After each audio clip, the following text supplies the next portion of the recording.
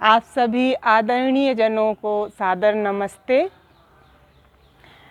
आज मेरे पास एक विषय आया है। वैसे तो मैं अपने चिंतन, विचार, अनुभूतियाँ इत्यादि अपने वीडियो में ज़्यादा शेयर करती हूँ, परंतु विषय आज आ गया। प्रकरण जो है वो मेरे प्रिय ग्रंथ, जो मुझे सबसे प्रिय ग्रंथ है सत्यार्थ प्रकाश, उससे था। इसलिए मैंने सोचा कि इस विषय पर एक वीडियो बनाकर डालूं। किसी ने निवेदन भी किया कि आप इस विषय पर वीडियो बनाएं, क्योंकि वो कहीं चर्चा परिचर्चा में इस तरह से उलझे हुए थे और वो समझ नहीं पा रहे थे कि इस विषय को कैसे वो वहाँ पर रखें संबंधित व्यक्ति के सामने, जो उन्हें गलत कह रहा है, जो सत्यार्थ प्रकाश में वर्णित बातों को गलत कह रहा है। तो पहली बात तो ये है कि महर्षि दयानंद सरस्वती ने सत्यार्थ प्रकाश के रूप में अपनी संस्कृति का संकलन किया है, वेदों का संकलन किया है, और फैले हुए पाखंड में जो कुरीतियाँ हैं उनका संकलन किया है। तो ये कोई साधारण ग्रंथ नहीं है जिसे दो पंक्तियाँ उठाई और उस पर हमने विरोध जता दिया या उस पर आक्षेप लगा दिया कि ये गलत हैं। हमें सत्यार्थ प्रकाश जैसे ग्रंथ को पर आक्षेप लगाने वाले या उसे पढ़ने वाले लोगों को पहले तो उसे कई बार पढ़ना चाहिए। वो उसको समझने लायक है या नहीं है, उसे समझने लायक बनना चाहिए।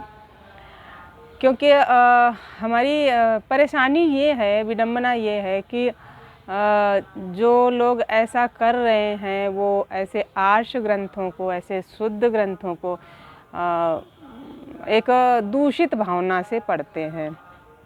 वो एक पॉलिटिक्स वाले माइंड से पढ़ते हैं। मैं उनसे निवेदन करना चाहूँगी कि यदि आप इन ग्रंथों को पढ़ना चाहते हैं, सच में समझना चाहते हैं, तो मनुष्य बन के पढ़िए। क्योंकि ये जो ग्रंथ हैं वो किसी संप्रदाय के लिए नहीं है, संप्रदायवाद के लिए नहीं है, किसी विशेष के लिए, ऐसे कि वो विद्वान है तो उसके लिए हैं और वो मूर्ख है तो उसके लिए, ऐसे नहीं है। ये ग्रंथ सिर्फ मनुष्यों के लिए हैं। तो जब भी आप इस तरह के ग्रंथ पढ़ें तो मनुष्य बनकर पढ़ें, किसी दूषित भावना से बैठकर ना पढ़ें, तो शायद आप इनकी सत्यता को समझ पाएंगे कि इसमें महर्षि क्या कहना चाह रहे हैं। तो विषय आया हमारे पास सत्यार्थ प्रकाश के चतुर्थ समुल्लास में एक विषय दिया है, नियोग व्यवस्था। नियोग व्यवस्था क्या है? आज की जो जनरेशन है, जो एक वर्ग विशेष है, जो हमारी संस्कृति का मजाक उड़ाता है और अपने आप को बहुत आधुनिक भी कहता है, ये लोग दरअसल जब सलमान खान एक मूवी बनाता है रानी मुखर्जी के साथ, प्रीति जिंटा के साथ और सरोगेट मदर के ऊपर, तो ये लोग बहुत अच्छे से देखते हैं उसको, बहुत वाहवाही करते हैं। और आज भी जो IVF सिस्टम द्वारा जो संतानोत्पत्ति का सिस्टम चल रहा है उसकी भी लोग वाहवाही करते हैं।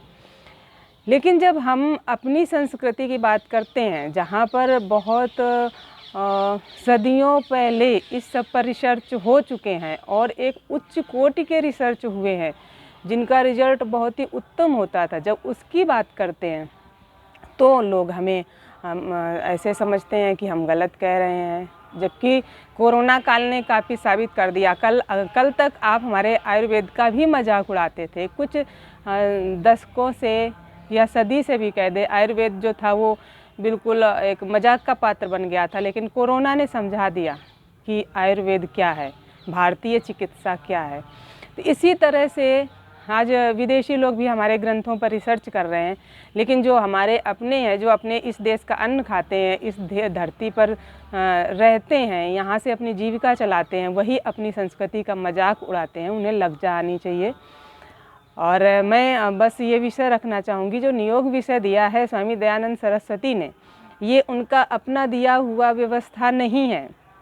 उन्होंने स्वयं इसमें बताया है, उदाहरण देकर बताया है, वेदों से, मनुस्मृति से, कि हमारी ऐसी व्यवस्थाएं थीं। और जब एक प्रश्न पकड़ने वाले को सिर्फ यही प्रश्न क्यों पकड़ में आता है कि स्वामी जी ने कहा कि अपने देवर के साथ मिलकर स्त्री को संतानोत्पत्ति करनी चाहिए, क्योंकि उसके पहले स्वामी जी ने क्या लिखा, उसके बाद स्वामी जी ने क्या लिखा, देवर का अर्थ क्या लिखा, वो कुछ भी इनको समझ में नहीं आया, क्योंकि इन्हें तो सिर्फ हमारे ग्रंथों का मजाक उड़ाना है।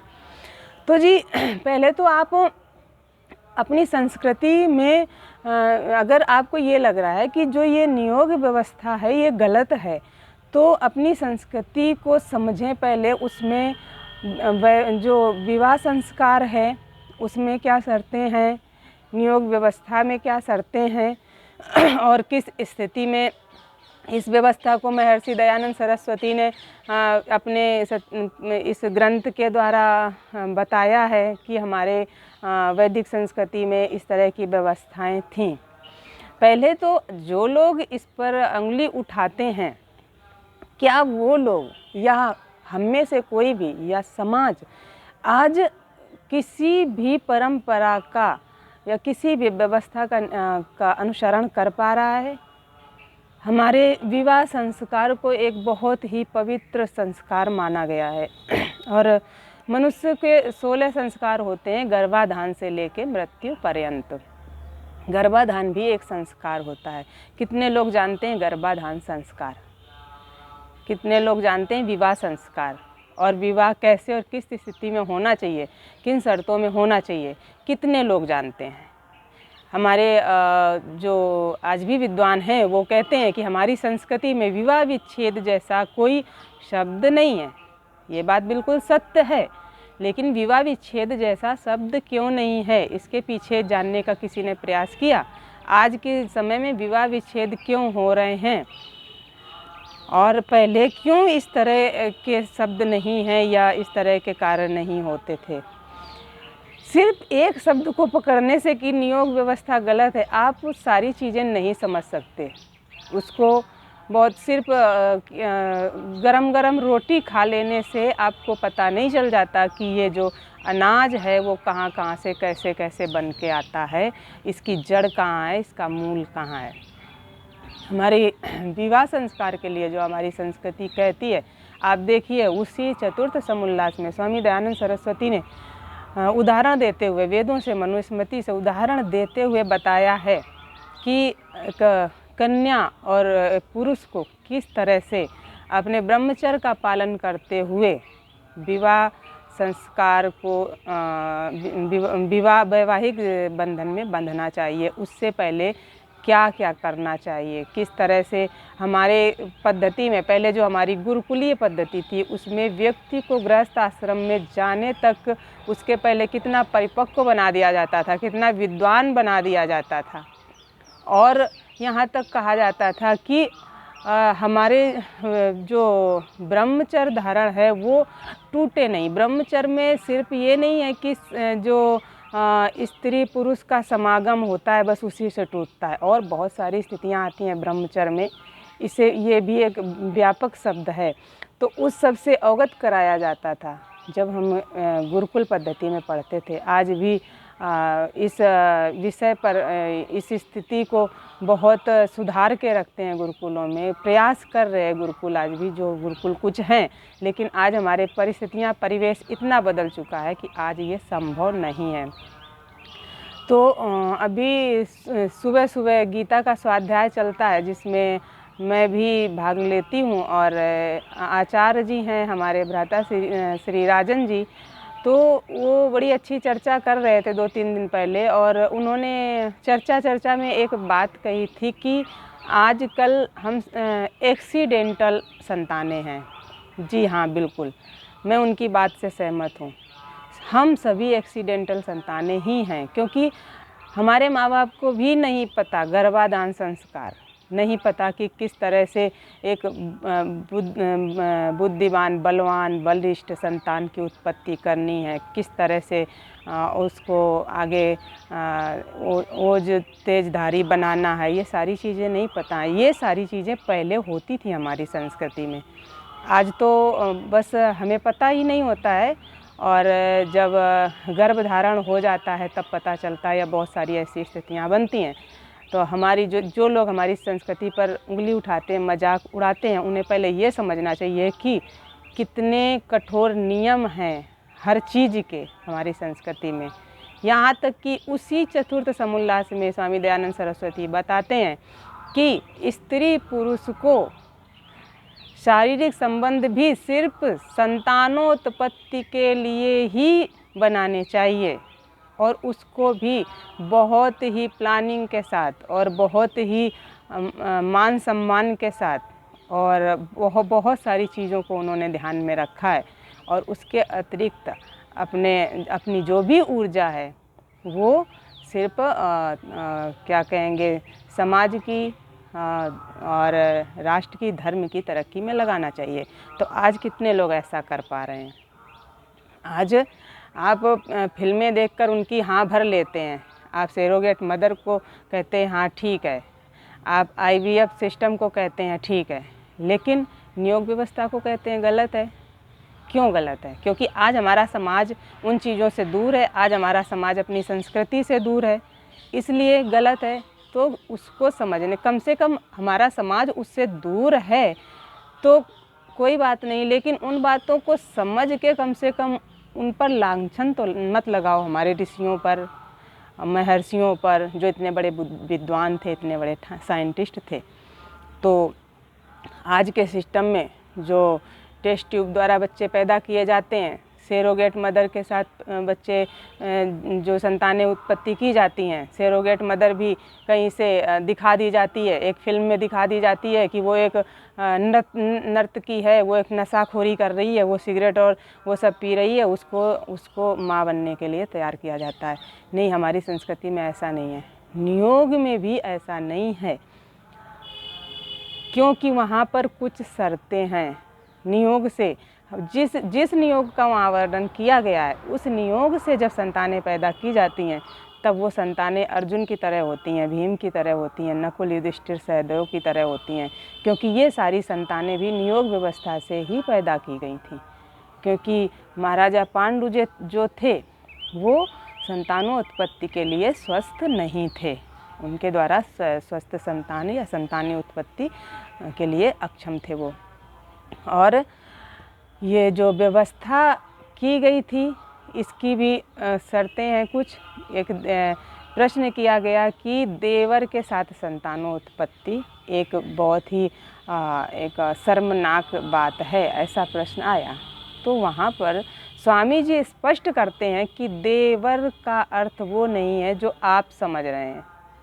देवर का अर्थ दूसरा पति, मतलब कि पति जो भी स्त्री संतानोत्पत्ति करेगी जिस पुरुष से, उसके साथ वो संतान की इच्छा से जब समर्पित होगी तो एक उसी भाव में कि पति के रूप में देख के। लेकिन ये एक ऐसी व्यवस्था है जहाँ पर ये जो नियोग व्यवस्था जो है वो अपने से बड़ों के अनुमति से, अपने परिवार की अनुमति से, और ये पूरी विधि विधान से, यहाँ तक कहा गया जिस तरह विवाह संस्कार होता है, सारी विधियाँ होती हैं, इसी तरह एक सुंदर माहौल बना के सभी का अनुमति के द्वारा ये क्रिया के लिए तैयार होते हैं स्त्री पुरुष।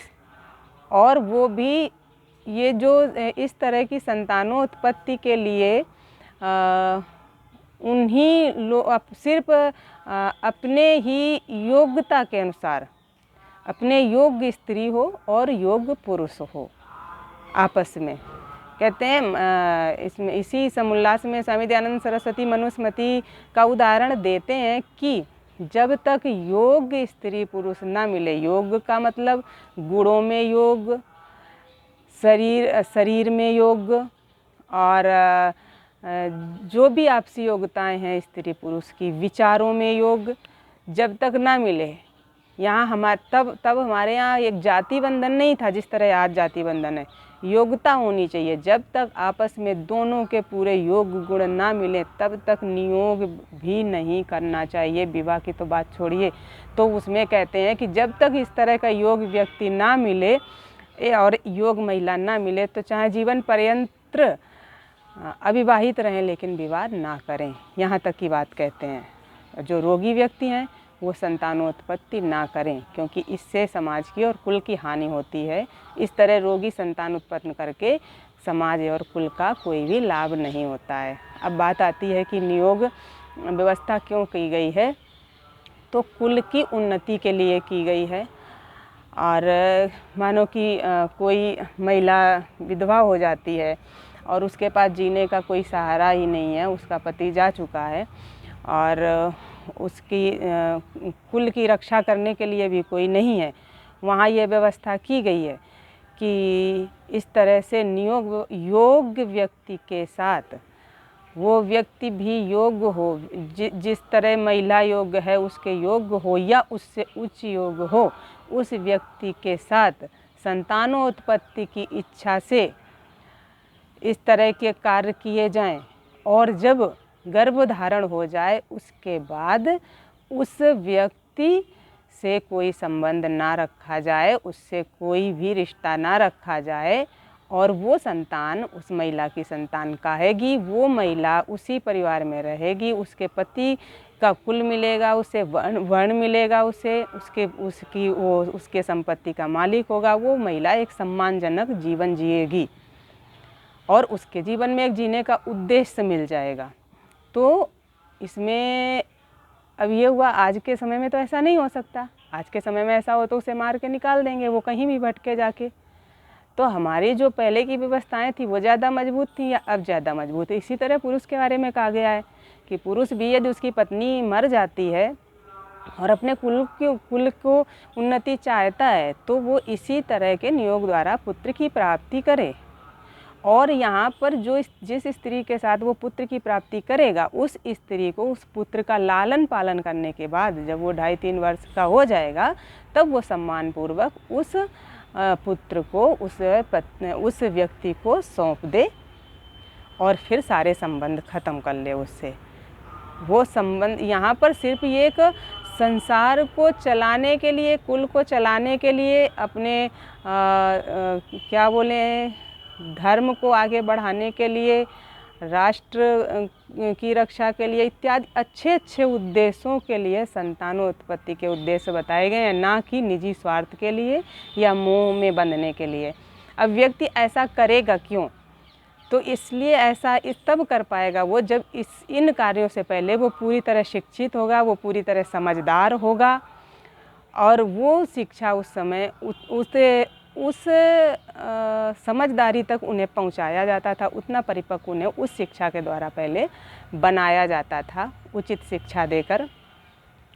बाकी पुनर्विवाह की बात आती है कि स्वामी जी पुनर्विवाह को मना करते हैं, तो पुनर्विवाह को क्यों मना स्वामी जी मना नहीं करते हैं। पहले से जो प्रथा चली आ रही है उसमें कारण भी बताते हैं कि क्यों नहीं करना चाहिए, क्योंकि आपस में प्रीति कम होती है पुनर्विवाह में।